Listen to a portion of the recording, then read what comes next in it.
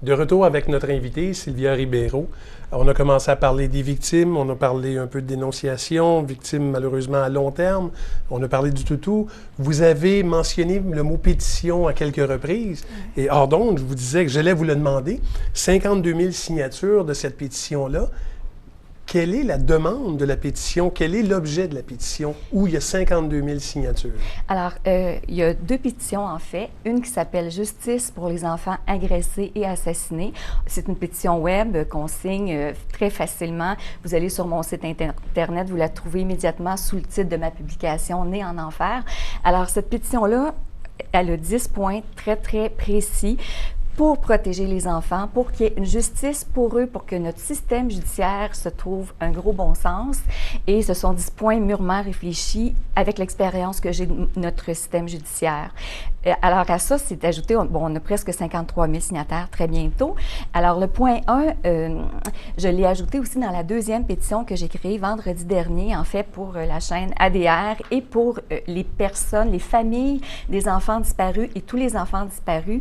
Il y a longtemps que j'y songeais et j'ai eu des messages, en fait, de plusieurs familles d'enfants disparus qui m'ont dit, écoute, ça n'a aucun sens, nous, on est détruits, là, la chaîne ADR va fermer, qu'est-ce qu'on fait, qu'est-ce qu'on fait?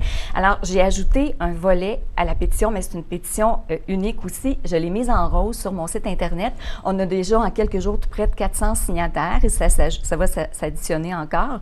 Et à ça, c'est important d'ajouter aussi les 52 000 signataires qu'on a déjà parce que mon point 1 de ma grosse pétition demande, ça dit très bien, les enfants sont l'avenir de notre humanité. Donc, notre humanité a le devoir de protéger leur droit à vie, leur sécurité et leur secours. OK. Le point 2, rapidement. Tout à fait. Alors là, on parle d'entrave à la justice parce que malheureusement, dans notre système, il y en a. OK? Moi, j'en ai vécu beaucoup aussi. Là. Alors, c'est inacceptable. Si un policier ne veut pas aider une victime d'un criminel et la traite de tous les noms, il faudrait qu'il y ait une petite sanction. Si un procureur de la Couronne fait une erreur de droit très grave vis-à-vis d'une victime, il faudrait qu'il puisse y avoir aussi une réparation des torts. En ce moment, il n'y a rien. Les victimes, nous, on est le client de personne. Ça, je me le suis fait dire suffisamment de fois. Là. Alors, on se retrouve tout seul, au niveau des plaintes, la déontologie policière, on a 1 an pour porter plainte. Encore là, eux, c'est des avocats, c'est des policiers qui défendent des policiers, on s'entend. Et au niveau de la couronne, bien, tous les avis juridiques sont confidentiels. Moi, dans mon cas, j'ai réussi à avoir le mien, mais c'est tous confidence. Les victimes, on ne peut même pas avoir ces dossiers-là. Tandis que de l'autre côté, les criminels, eux, est-ce qu'on a déjà entendu un avocat à la télé dire « c'est pas mon client ». Les avocats de la défense en diraient « c'est mon client, c'est mon client, c'est mon client ». Hey, le criminel a accès direct à son avocat. Nous, les victimes, c'est pas ça du tout, là. On fait appel aux policiers. Dans la grosse majorité des cas, on tombe sur de très bons policiers. Moi, j'en ai connu qui font plus que leur travail. On peut compter sur eux et en plus, on a une compréhension. C'est encore mieux qu'un nounours, ça, là. Bien mieux. Mais malheureusement, des fois, il y en a qui sont fatigués, ils ont fait leur journée ou ils connaissent le criminel. Moi, dans mon cas aussi, mon bourreau était multimillionnaire. Je suis juste une petite enseignante qui faisait des tentatives de suicide. Alors, on s'entend-tu qu'il partait plus pesant dans la balance? Et quand il y a des difficultés, on ne peut pas les rétablir. Et ça, vous y croyez à 2 sortes de justice? Vous y croyez vraiment la justice pour les riches et la justice pour les pauvres? Très bonne question. Moi, dans mon cas, oui. Parce qu'on peut entendre sur mon site Internet mon bourreau, dans les aveux de mon bourreau, j'ai modifié le son de sa voix, on ne peut pas le reconnaître, et il me nargue ouvertement. De 1, je lui dis que je me suis encore ramassée à suicide secours, il se met à rire, il trouve ça drôle. De 2, je lui dis, écoute, ça n'a aucun sens et tout. Puis là, il me dit que des avocats, c'est bon rien, des policiers, des avocats, ça vaut rien. Que lui, comme il a bien de l'argent, il peut se payer le meilleur. Puis me planter comme il veut. Ça, c'est les mots qu'il a ajoutés, me planter comme il veut. Alors, c'est les mots de mon bourreau et c'est pas mal ça qui s'est passé par après. Mais on le voit aussi dans le cas de Turcotte. En ce moment, ça fait 6 ans que notre système judiciaire est alourdi. On a dépensé combien, en fait, nous, les citoyens? Les victimes, ce ne sont pas Olivier, 5 ans, et Anne-Sophie, 3 ans, qui ont mangé 46 coups de couteau. Ben non. C'est le pauvre criminel qui passe sans arrêt à la télé avec son avocat parce qu'il se plaint que, pauvre lui, il perd son temps en prison. Mais quand je vois ça, c'est épouvantable ce que je peux ressentir. Oui, on le sent. Ben, imagine comment Olivier et Anne-Sophie, eux, Eux autres, ils ont-tu pas pensé qu'ils perdaient le temps, premier coup de couteau, deuxième, troisième, quatrième, mais ça jusqu'à 46, là, ils ont perdu le temps. Puis on voit justement dans le rapport, ça c'est très important peut-être de le mentionner, quand on a eu juste avant Noël le rapport de la Cour d'appel du Québec, 3 juges. Un là-dedans, c'est un ancien avocat de la défense en passant, là. OK? Ça fait que déjà là, moi, ça me donne pas confiance du tout, là. Alors, les 3 juges nous disent que nous, les citoyens, on vaut rien. Nous autres, c'est pas nous autres le public informé. Pourtant, il y a d'autres juges de la Cour d'appel qui ont déjà dit totalement le contraire. OK? Mais eux, les 3, là, dont celui de l'ancien avocat de la défense, trouvent que nous autres, le public informé, on vaut rien. Et les journalistes, ça a l'air que vous n'êtes pas bien bon, parce qu'ils vous tapent dessus. Mais eux, c'est épouvantable. Dans les 26 pages, j'ai relu le document plusieurs fois. Ils ont omis de mettre le nom des 2 victimes. Ils ont omis de mettre le nom des 2 enfants là, et leur âge et le nombre de coups de couteau qu'ils ont reçus.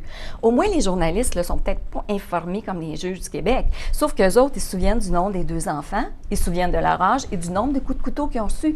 26 pages de documents pour refuser, dire que Turcotte peut se promener libre dans nos rues, pas de problème, mais ils oublient tout ça. Là. Puis ils disent que c'est nous autres. Ce qu'on entend, c'est toujours de laisser la voix aux victimes. Oui. En fait, c'est ça qu'on entend à la rage, oui, François. C'est aberrant que ça soit comme ça. Je vous entends très bien.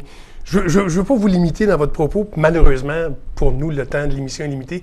Je pense que... Est-ce qu'on est capable de passer rapidement au point François, 3, 4, 5, 6?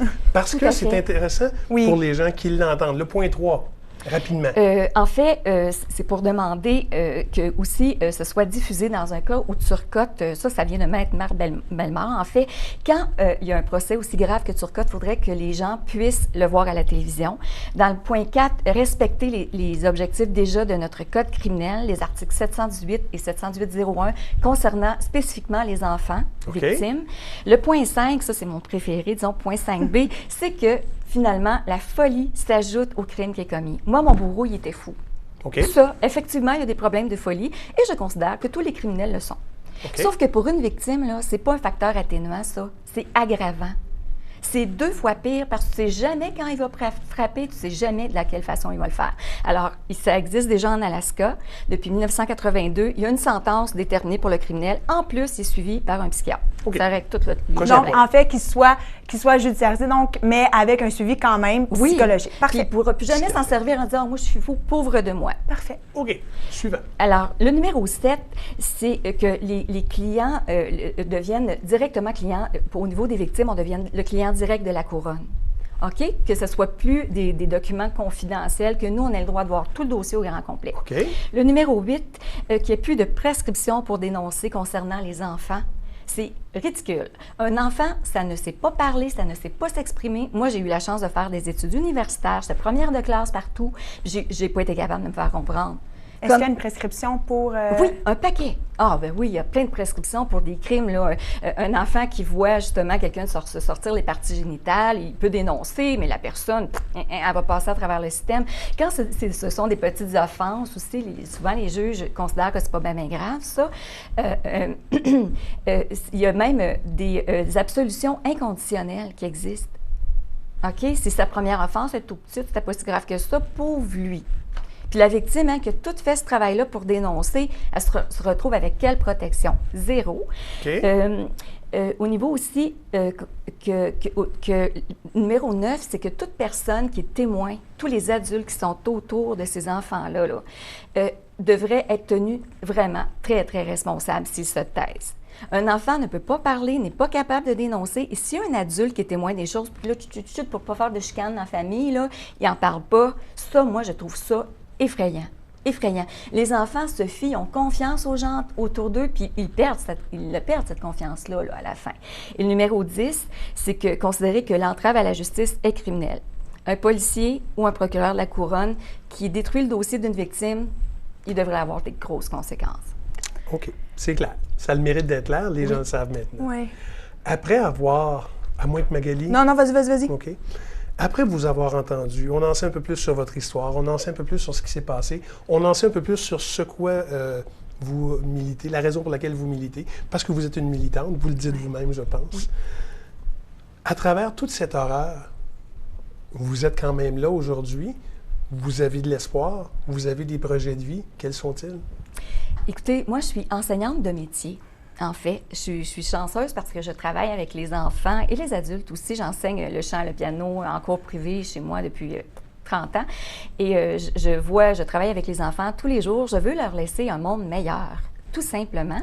Et aussi, c'est sûr qu'au niveau personnel, moi, le seul sens que j'ai trouvé à ma vie, c'est de donner une voix aux enfants. Moi, j'ai jamais pu avoir d'enfant moi-même. C'est impossible pour moi. Je sais dans quel monde on vit. Et c'est impossible pour moi de mettre un enfant dans ce monde-là. Alors, c'est difficile de parler tout ça, en fait, aussi sans émotion. Alors, je m'excuse, je suis pire que les chutes du Niagara. Mais c'est ça, le seul but, le seul sens que j'ai pu te donner à ma vie, c'est que toute la souffrance que j'ai vécue, il y a quelque chose au moins d'intelligent là-dedans. Là. Et la seule chose de positive que je peux voir dans ce que j'ai vécu, c'est que je connais les esprits criminels. Je les connais. Je les connais très, très bien et je sais comment les contrer. Alors, je vous dirais, c'est à peu près le seul point positif de l'enfer que j'ai vécu. Je connais les esprits criminels, j'étais face à eux, j'ai eu à survivre face à eux. Et c'était tout un, mon bourreau, là. C'est vraiment quelqu'un qui peut, selon moi, c'est le diable en personne, là. Il peut réussir à fourvoyer n'importe qui.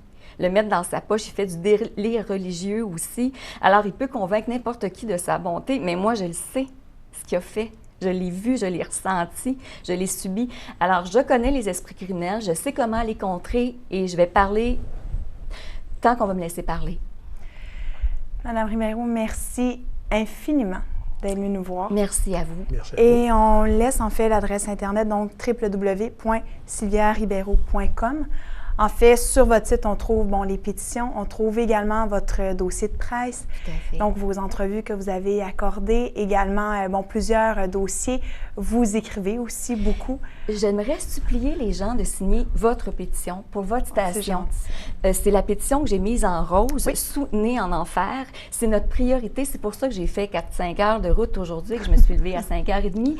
Alors, c'est une pétition qu'il faut absolument signer pour vous avoir encore longtemps, pour que nos gouvernements comprennent, soient raisonnables un jour là, avec nos fonds publics. Merci beaucoup. Merci à vous. Merci à vous. d'être Tout venue en nous voir. rappelant nos auditeurs que des victimes ne sont jamais responsables des gestes que l'on leur impose. Jamais elles ne sont responsables de ça. Ça fait du bien d'entendre. Et pour vous rassurer peut-être, François, je ne sais pas si tu te rappelles, et moi je me rappelle très bien, c'était le CAVAC et service de police de Blainville Oui. qui avait mis sur leur page Facebook. C'était en fait un diagramme et le diagramme était 100% rouge. Et en fait, ce qu'on expliquait, c'est que c'était jamais la faute ni de la personne. C'est pas parce que la personne était habillée de telle façon ou parce que c'était un enfant ou parce qu'elle était vulnérable que c'était 100% la faute de l'agresseur. Et c'est important de le rappeler que ce n'est jamais la faute de la victime. Tout à fait. Et encourager les victimes à dénoncer, ça, c'est tellement important. Là. Absolument. Un beau jour. Merci beaucoup, Madame. Merci à vous. infiniment. On se quitte pour une courte pause. On revient par la suite avec d'autres dossiers, finalement, non d'actualité, policière et judiciaire.